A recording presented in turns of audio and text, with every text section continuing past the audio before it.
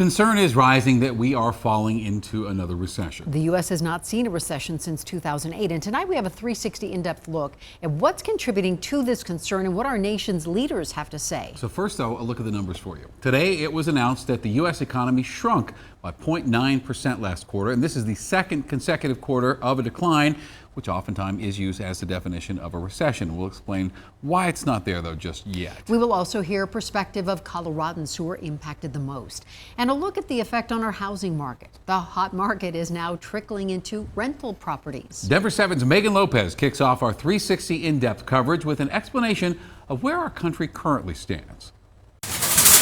It's Thursday at the Bienvenidos Food Bank in Denver. A day. Today we're doing blend milk. The pantry opens its doors to welcome families with a farmer-style market. We are probably expecting to serve a little over 200 families today.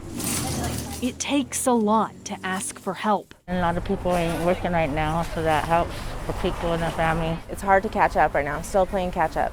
So this helps tremendously. A lot of people look to the stock market to try to figure out if a recession is on the way. Executive Director Greg Pratt. People are telling us that they haven't needed to use a food bank and they're coming now for their first time. Doesn't need to look further than this food bank's doors to see the signs. We knew back in like 2007 when the real estate bubble that happened, nobody else was really seeing that, but we at food pantries saw that long before. And they're seeing similar trends, a 25% increase in need and fewer donations coming in. Now, another sign, the country's GDP fell 0.9%, a second quarter in a row of declines. Technically or theoretically, it really means that we are officially in recession. But this time is a little unique. There's not the other traditional signs of a recession. We obviously have a high inflation, 9.1% inflation, but our unemployment is not very high. Still, financial experts say there's no harm in preparing yourself. I think everyone right now should really be thinking about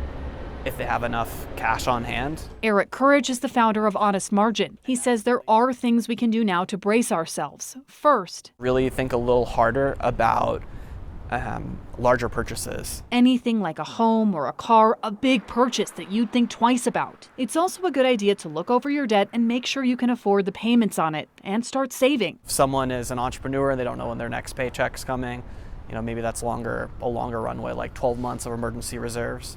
If someone is, a judge or a teacher, has guaranteed income, maybe that's more like something like 3 months on hand. And if you're afraid of being laid off, start looking for jobs now. It's always easier to find a job when you have a job. You also might want to open a line of credit. And then also preparing for more taxes. Because severance or unemployment compensation can lead to a big tax bill. Back at the food bank, they too are bracing themselves. We set aside a rainy day fund to help cover this, but we're spending more money than we've ever spent. Because the need is great and it isn't going away anytime soon. Megan Lopez, Denver7.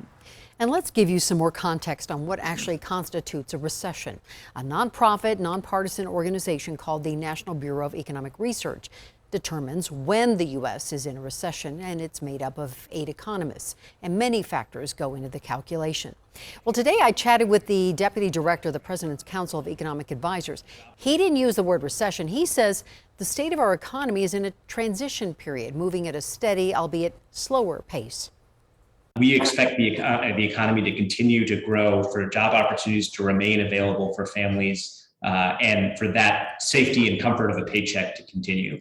On costs, our projections from outside experts are that inflation is going to come down over the next several months. We've already seen, like I said, gas prices come down by 75 cents a gallon on average. We're seeing good progress in a number of other areas for commodities, for food products, reducing inflation. So our hope is that over the next several months, you're going to see steady, stable growth, a reduction in prices.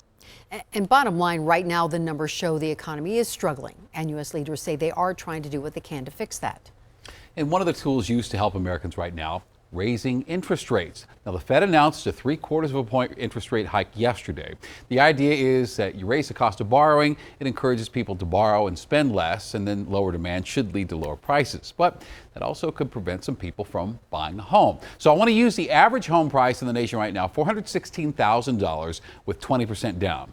Earlier this year, your mortgage payment would have been for that about $1,700 per month. Today, with a 30-year fixed rate, it would cost you more than $2,300 per month.